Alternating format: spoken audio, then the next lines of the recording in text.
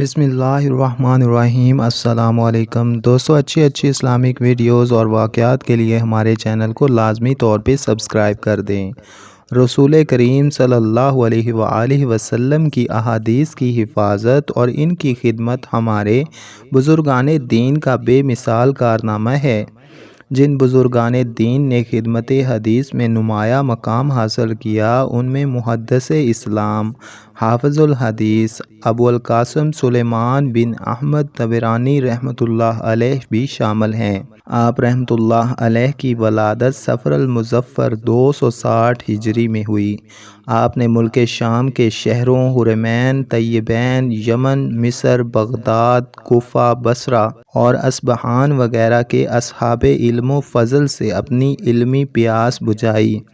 امام طبرانی رحمۃ اللہ علیہ کے علاوہ امام ابن المقری اور امام ابو شیخ رحمۃ اللہ تعالی علیہ علم حدیث میں اعلیٰ مقام رکھتے ہیں، لیکن ان تینوں پر ایک ایسا دور بھی گزرا کہ یہ تینوں ایک ہی زمانہ میں مدینہ منورہ کی درسگاہ حدیث میں پڑھتے تھے۔ ایک مرتبہ ان تینوں ہونہار طلباء پر مفلسی کا ایسا حملہ ہوا کہ ایک دانہ بھی کھانے کے لیے ان تینوں کے پاس نہیں رہا۔ روزہ پر روزہ رکھتے رہے، مگر جب بھوک کی شدت نے بالکل ہی مضطرب کر دیا اور طاقت جواب دینے لگی، تو ان تینوں نے رحمت عالم صلی اللہ علیہ وآلہ وسلم کے روضہ اطہر پر حاضر ہو کر فریاد کی کہ یا رسول اللہ صلی اللہ علیہ وآلہ وسلم، ہم لوگ بھوک سے بے تاب ہیں۔ یہ عرض کر کے امام طبرانی رحمۃ اللہ علیہ تو آستانہ مبارک پر ہی بیٹھے رہے اور کہا، اس در پر یا موت آئے گی یا روزی، اب یہاں سے نہیں اٹھوں گا۔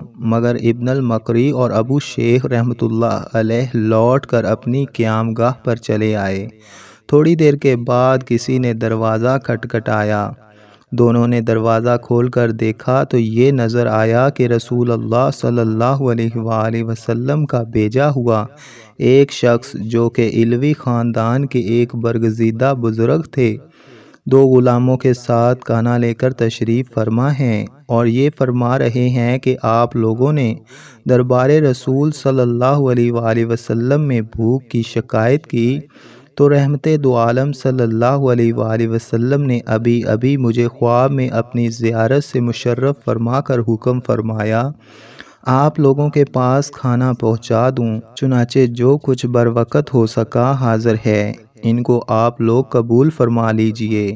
اس واقعہ نے اس مسئلہ کو بھی حل کر دیا کہ علم دین کے ان پہاڑوں اور ملت اسلامیہ کے ان مضبوط ستونوں نے، جن کے علم و عمل کی صالح مثال دور حاضر کے مولویوں نے خواب میں بھی نہ دیکھی ہوگی، مشکلات کے حل کے لیے رحمت عالم صلی اللہ علیہ وآلہ وسلم کے مقدس دربار سے بڑھ کر کسی در کو نہیں سمجھا۔